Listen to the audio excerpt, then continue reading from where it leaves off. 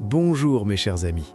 Aujourd'hui, nous allons plonger dans l'un des psaumes les plus émouvants et les plus profonds de toute la Bible, le psaume 42.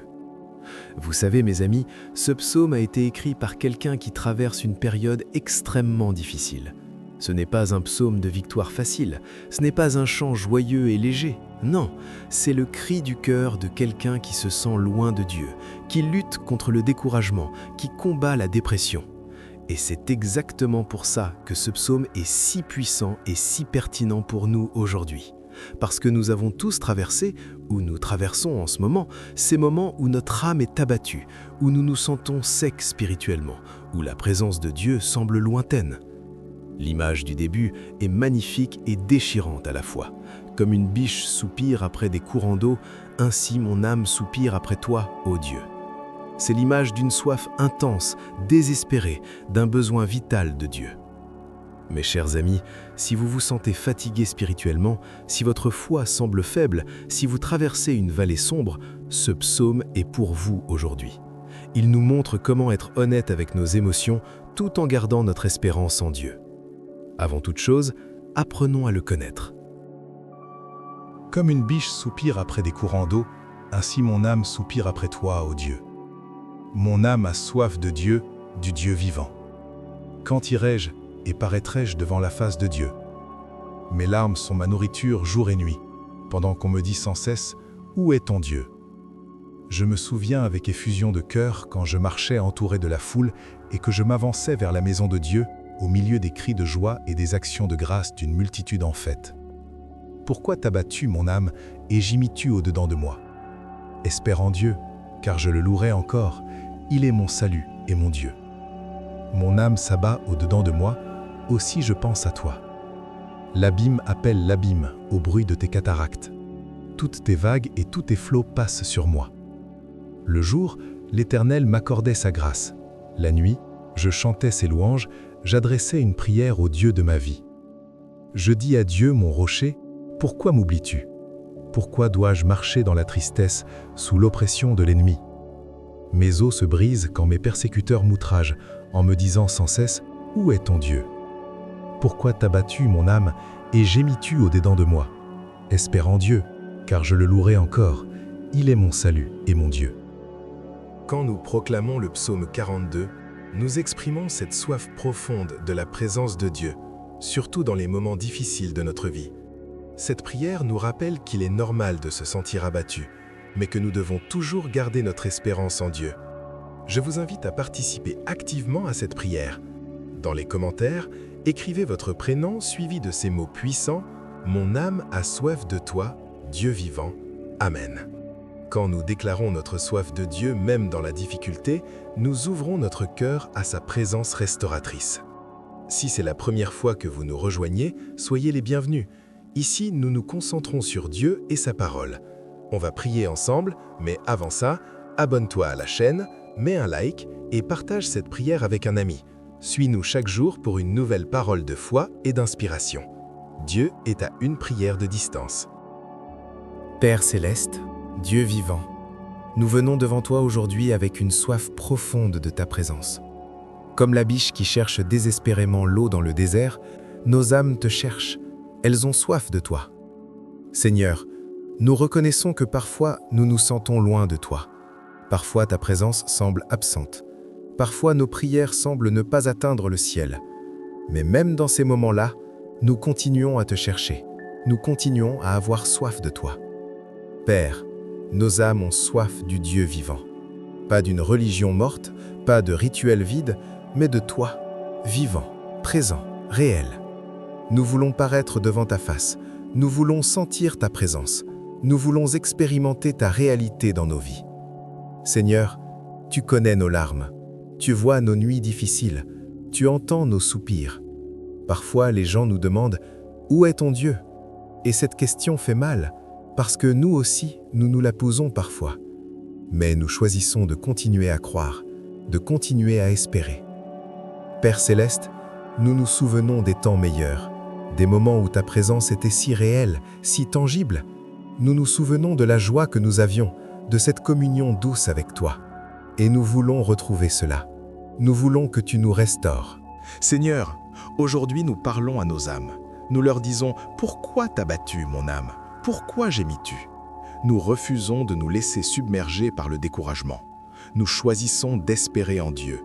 Nous choisissons de le louer encore, même dans la difficulté. Père, parfois nous nous sentons comme dans un abîme. Les vagues de la vie passent sur nous, les difficultés nous submergent, les épreuves nous accablent. Mais nous savons que tu es avec nous, même dans l'abîme. Tu ne nous abandonnes jamais. Seigneur, nous nous rappelons ta fidélité. Le jour, tu nous accordes ta grâce. La nuit, nous pouvons encore chanter tes louanges. Dans chaque moment de notre vie, dans chaque circonstance, tu es là, tu es fidèle, tu es présent. Père, nous te disons, tu es notre rocher. Dans ce monde instable, dans cette vie imprévisible, tu es notre fondation solide. Tu es celui sur qui nous pouvons nous appuyer, en qui nous pouvons avoir confiance. Seigneur, même quand nous te posons des questions difficiles, pourquoi m'oublies-tu? Pourquoi dois-je marcher dans la tristesse? Nous savons que tu nous entends, que tu nous comprends, que tu prends soin de nous. Père Céleste, nous refusons de nous laisser détruire par les paroles des autres, par les moqueries, par les doutes. Même quand on nous demande « Où est ton Dieu ?», nous déclarons avec foi « Il est ici, il est avec nous, il ne nous abandonne jamais. » Seigneur, encore une fois nous parlons à nos âmes, espère en Dieu. Pas en nos circonstances, pas en nos forces, pas en l'aide humaine, mais en Dieu seul. Car il est notre salut, il est notre délivrance, il est notre espérance. Père, ravive en nous cette soif de ta présence. Ne permets pas que nous nous contentions d'une vie spirituelle tiède ou routinière. Fais que nous soupirions après toi comme la biche après les courants d'eau, que notre désir de toi soit intense, constant, passionné. Seigneur, remplis-nous de ta présence. Étanche notre soif spirituelle. Restaure notre joie. Renouvelle notre force. Et fais de nous des témoins de ta fidélité, même dans les temps difficiles.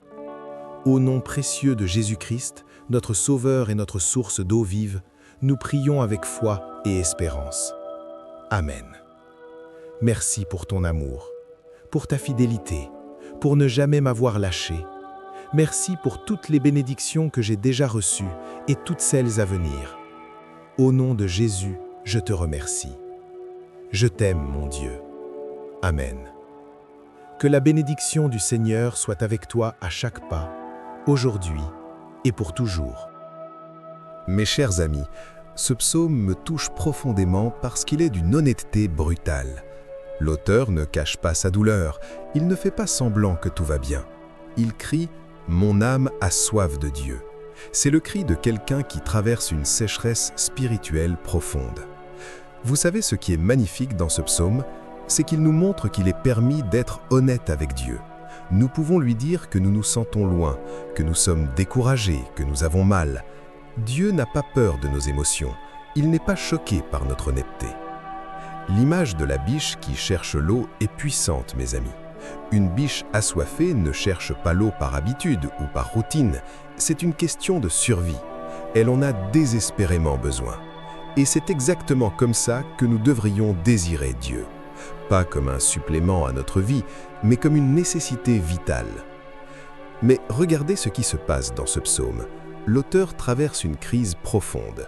Les gens se moquent de lui en disant « Où est ton Dieu ?» Et vous savez quoi, mes chers amis? Nous avons tous vécu ça. Peut-être pas des moqueries directes, mais des doutes intérieurs qui murmurent « Est-ce que Dieu est vraiment là? Est-ce qu'il s'intéresse vraiment à toi ?» Et voici ce qui est extraordinaire. Au milieu de sa douleur, l'auteur fait quelque chose de révolutionnaire. Il parle à son âme. Il dit « Pourquoi t'as battu, mon âme? Espère en Dieu. » Mes amis, c'est puissant. Il ne laisse pas ses émotions le contrôler. Il prend autorité sur son découragement. C'est exactement ce que nous devons faire. Quand le découragement vient, quand la tristesse nous envahit, quand nos âmes s'abattent, nous devons leur parler. Nous devons leur rappeler qui est Dieu. Nous devons leur commander d'espérer. Nous devons refuser de nous laisser submerger. Il y a aussi cette phrase touchante « Je me souviens, quand je marchais vers la maison de Dieu au milieu des cris de joie. » L'auteur se souvient des temps meilleurs. Et vous savez, mes chers amis, parfois nos souvenirs de la fidélité passée de Dieu sont ce qui nous garde dans les temps présents difficiles. Quand vous traversez une vallée, rappelez-vous les montagnes où Dieu vous a conduit. Quand vous vous sentez sec spirituellement, rappelez-vous les temps de rafraîchissement. Ces souvenirs ne sont pas là pour nous rendre nostalgiques, mais pour nous rappeler que Dieu est fidèle et qu'il le sera encore. L'auteur décrit aussi sa situation comme un abîme qui appelle l'abîme, comme des vagues qui passent sur lui. Mes amis, peut-être que c'est exactement ce que vous ressentez en ce moment. Vous avez l'impression d'être submergé, d'être dans un abîme profond. Mais même là, Dieu est présent. Et remarquez cette déclaration de foi au milieu de la tempête. Le jour, l'Éternel m'accordait sa grâce. La nuit, je chantais ses louanges. Même dans la nuit la plus sombre, la louange est possible. Même quand nous ne sentons bien, nous pouvons choisir de louer Dieu par la foi. La phrase finale du psaume est identique au refrain du milieu. « Espère en Dieu, car je le louerai encore. Il est mon salut et mon Dieu. » Mes chers amis, vous voyez, l'auteur termine exactement où il a commencé son combat, en choisissant l'espérance, en décidant de louer Dieu. Ce n'est pas que tout est résolu à la fin du psaume, ce n'est pas que sa situation a changé miraculeusement, mais sa perspective a changé. Il a choisi de faire confiance malgré tout, d'espérer malgré tout, de louer malgré tout. Et c'est exactement le message pour nous aujourd'hui, mes amis. Dans vos moments de sécheresse spirituelle, dans vos temps de découragement, parlez à votre âme. Rappelez-lui qui est Dieu. Choisissez l'espérance et décidez de le louer encore, car il est votre salut et votre Dieu.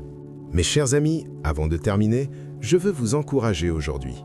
Si vous traversez une période de sécheresse spirituelle, si vous vous sentez loin de Dieu, si votre âme est abattue, vous n'êtes pas seul. Même les hommes et les femmes de Dieu les plus fidèles ont traversé ces vallées. Mais voici la bonne nouvelle. Cette soif que vous ressentez, ce vide que vous portez, c'est en réalité une preuve que vous avez été créé pour la présence de Dieu. Seul Dieu peut étancher cette soif. Et il le fera, mes amis, il le fera. Alors aujourd'hui, comme l'auteur de ce psaume, parlez à votre âme. Dites-lui « Espère en Dieu ». Refusez le découragement. Choisissez la louange même dans la difficulté. Et croyez que vous le louerez encore, car il est votre salut et votre Dieu. La soif spirituelle n'est pas une punition, mes chers amis. C'est souvent une invitation. Dieu vous invite à le chercher plus profondément, à le désirer plus intensément, à dépendre de lui plus complètement. N'oubliez pas de laisser votre prénom dans les commentaires avec cette déclaration puissante. « Mon âme a soif de toi, Dieu vivant. Amen. » Abonnez-vous à la chaîne, mettez un like et partagez cette vidéo avec quelqu'un qui traverse une période difficile et qui a besoin d'encouragement. Que Dieu vous bénisse abondamment, mes chers amis. Que votre soif de lui soit étanchée et rappelez-vous, même dans le désert, Dieu fait jaillir des sources d'eau vive. Amen et Amen.